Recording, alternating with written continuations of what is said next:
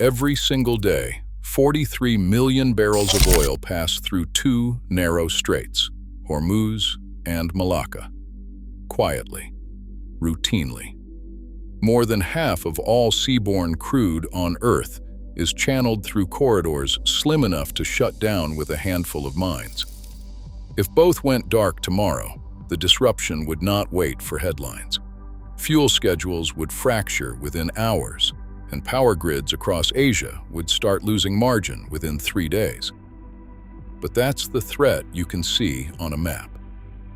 The one that could truly cripple the world sits behind it, invisible, unreplaceable, and almost completely unprotected.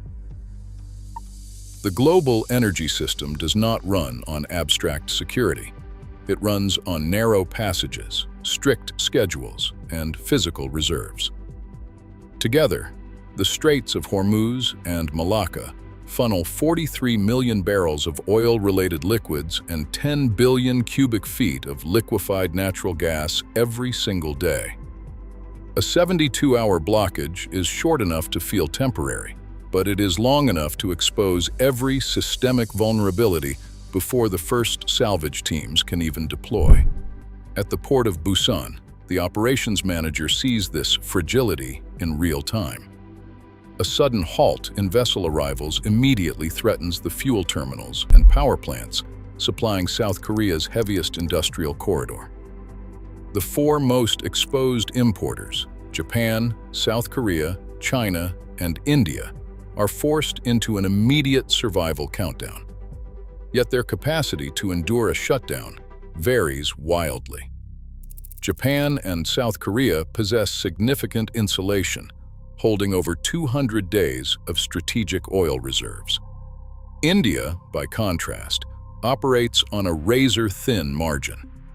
Its underground caverns store just 39 million barrels of crude, a cushion that covers only 9 days of national demand. For New Delhi, a 72-hour freeze consumes 1/3 of its total emergency reserves before alternative supply lines can even be negotiated. As tankers stop moving, the shipping delay escalates into an acute domestic energy emergency, forcing grid operators to prepare for rolling blackouts as their fuel supplies rapidly drain. Between 12 and 24 hours of a shutdown, delayed cargoes translate directly into operational grid stress. In Busan, the operations manager watches terminal monitors go dark as regional utilities begin curtailing fuel use to protect grid system integrity. Because liquefied natural gas plants supply nearly 30% of East Asia's electricity, LNG-fired generation plants, which normally run on tight, just-in-time schedules, become the first major electricity vulnerability. To protect grid frequencies, operators initiate emergency load management, rationing fuel, and preparing for immediate power curtailments. By the 48-hour mark, the crisis deepens as industrial facilities and data centers switch to emergency backup generators, causing a massive, unexpected spike in local diesel demand that further depletes remaining commercial stockpiles. At the same time, soaring prices cease to be a mere symptom and become an active driver of the panic. Brent crude surges toward $130 a barrel, while the Japan-Korea marker LNG index spikes 51%, freezing energy trade. This sudden paralysis has historical analogs. During the 1980s tanker war, asymmetric naval actions involving sea mines and missiles proved how easily narrow waterways could be weaponized to choke commercial fleets. More recently, the 2019 Gulf tanker incidents, including attacks on the Front Altair and Kokuka Courageous, proved that modern shipping confidence can collapse in a matter of hours. When insurers suspend war risk coverage and crews hesitate, traffic stops entirely. As the 72-hour window closes, the physical loss of fuel merges with financial gridlock. pushing highly integrated electrical networks to the absolute brink of cascading failure. The shift toward renewable power and electric vehicles is often described as an escape from the geopolitics of fossil fuels. But this transition relies entirely on physical materials, rather than abstract political ambition.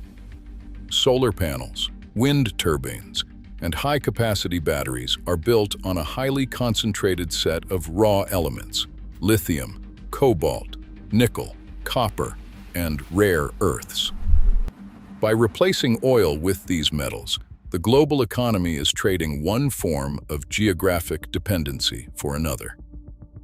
Each stage of this clean energy supply chain, from the mine to the chemical refinery to the final assembly plant, creates its own distinct vulnerabilities. The geographic distribution of mining is highly restricted. Over 70% of the world's cobalt is extracted in the Democratic Republic of the Congo. Much of the world's lithium comes from the salt flats of Chile and Argentina, or the hard rock mines of Western Australia. Indonesia operates as the primary source of high-purity nickel required for batteries, while copper, the fundamental conductor for any electrified grid, relies heavily on giant open-pit mines in Chile and Peru. Yet the location of the mine is only the first link in the chain. The true strategic bottleneck lies in the chemical processing and refining stage, where raw ores are converted into battery-grade materials. This refining infrastructure is far more geographically concentrated than the mines themselves. Published analysis from supply chain researchers reveals that a single country dominates this midstream sector. China processes approximately 90% of mined rare earth elements, 70% of the world's cobalt, and 30% of its lithium carbonate. It also manufactures 94% of the permanent magnets used in electric vehicle motors and wind turbines. This leverage was demonstrated when Beijing restricted rare earth shipments to Japan, forcing international manufacturers to seek alternative processing hubs that do not yet exist at scale. This concentration means that even if a nation mines its own raw materials, those materials must often be shipped across the ocean to Asian refineries before they can be used in manufacturing. Because of this extreme division of labor, the trade routes for transition minerals are remarkably narrow. Cargoes of raw lithium from South America and nickel from Southeast Asia converge on major shipping lanes in the Pacific and Indian Oceans. Cobalt from Central Africa must travel by sea through the Strait of Malacca to reach refineries in eastern China. If these maritime corridors are disrupted, the supply chains for battery-grade materials stall. Supply chain data shows that a major disruption in the Malacca Strait would delay or halt up to 70% of the raw material cargoes feeding the battery and renewable technology manufacturing sectors. A delay of this scale instantly translates into factory shutdowns, electric vehicle production cuts, and postponed power grid projects. This concentration of processing power changes the nature of global energy security. In the fossil fuel era, a supply shock meant a sudden shortage of fuel, causing immediate blackouts or long lines at gas stations. In the electrified era, a supply shock targeting critical minerals affects the manufacturing of future energy infrastructure rather than the daily operation of existing assets. A country cut off from oil imports suffers immediately. A country cut off from lithium or rare earths faces a slower structural crisis. The inability to build new wind farms, replace aging grid components, or manufacture batteries. The primary risk shifts from fuel starvation to technological stagnation. The fundamental question for policymakers is no longer how to decarbonize, but rather what new vulnerabilities are being built into the foundation of the post-fossil fuel world. To bypass these physical bottlenecks, Countries have spent billions building alternative maritime infrastructure. China's heavy investments in deep-water terminals like Gwadar in Pakistan and Hambantota in Sri Lanka were designed to reshape trade routes, offering potential land-based or alternative sea gateways that bypass the narrowest points of the Malacca Strait. But these massive ports are partial hedges, not complete replacements. They cannot absorb the staggering daily volumes of raw commodities that modern industry demands. If a major disruption occurs, these alternative terminals quickly reveal their limits, leaving international shipping with few realistic detours. The sheer scale of industrial trade means that bypassing these channels is rarely a matter of simple rerouting. When a maritime route closes, shipping companies can choose to redirect vessels around the Cape of Good Hope. This sea diversion adds 10 to 14 days to a voyage, raising fuel costs and delaying deliveries, but the ships eventually arrive at their destinations. Relocating processing infrastructure on shore, however, is a fundamentally different challenge. While a ship can change its course in an afternoon, building a chemical refinery to process lithium or rare earths takes years, often decades. It requires regulatory approvals, environmental assessments, specialized machinery, and massive capital investments. There are no quick detours when the bottleneck is a physical factory rather than a strip of water. Because of this temporal mismatch, any sudden halt in raw mineral shipments causes more than temporary delays. It halts the production of the very technologies meant to build the future energy system. The consequences of a bottleneck are felt months down the line. Delays show up as missed factory schedules in electric vehicle plants, postponed wind turbine installations, and supply chain shortages for critical grid components. A manufacturer waiting for refined permanent magnets cannot simply substitute another material. Their production lines grind to a halt. When these components are delayed, the entire timeline for grid modernization slides backward. This reality challenges the promise of the green energy transition. Decarbonization is often framed as a path to total energy independence, but it does not offer a free pass from geopolitics. Instead of eliminating vulnerability, the shift to renewable technologies concentrates power in new ways.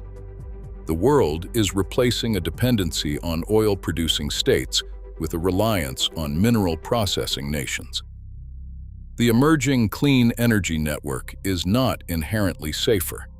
It is a new version of the same strategic trap, swapping one set of geographic vulnerabilities for another. The mistake is assuming that because renewable energy sources, like wind and sunlight, are local and infinite, the technology required to capture them is equally distributed. It is not.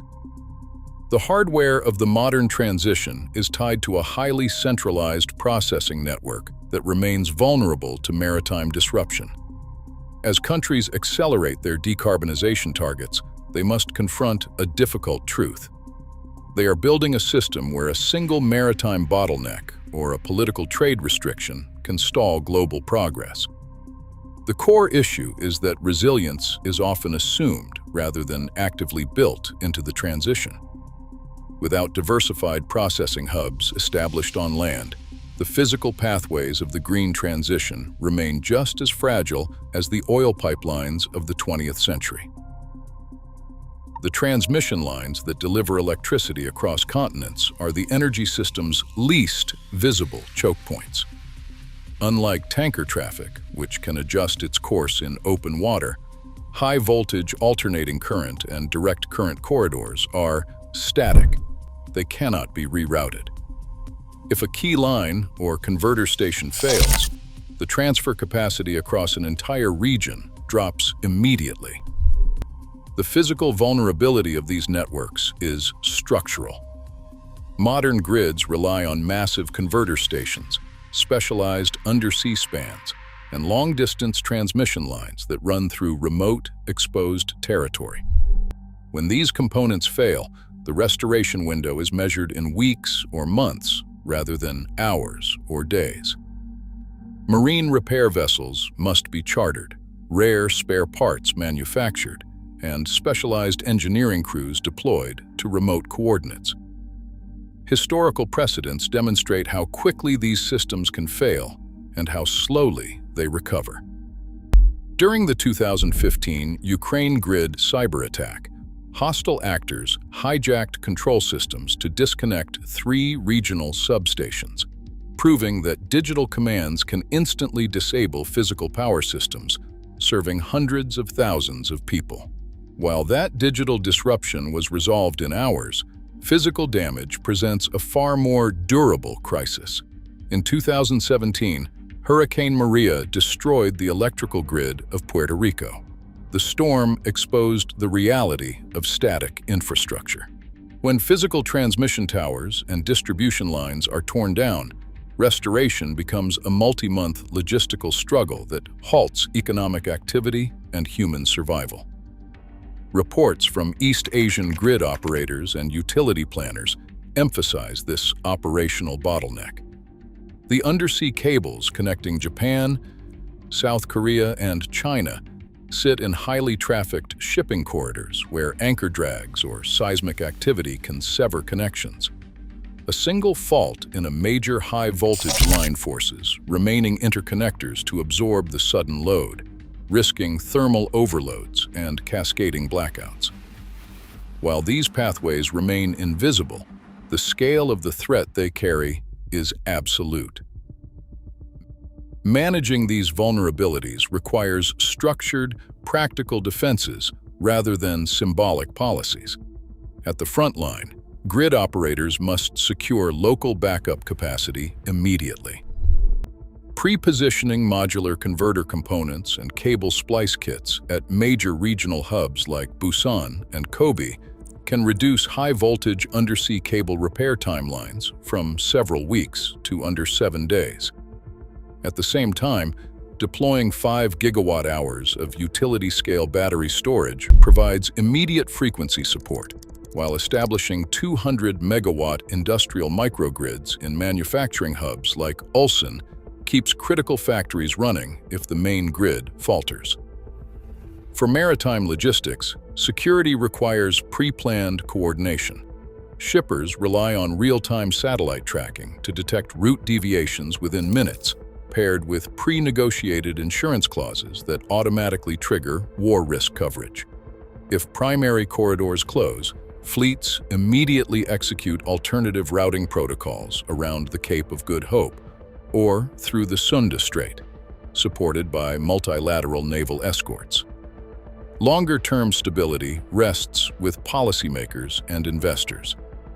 Governments can insulate their economies by mandating 180-day petroleum reserves and building 10-year strategic stockpiles of refined lithium, cobalt, and rare earths.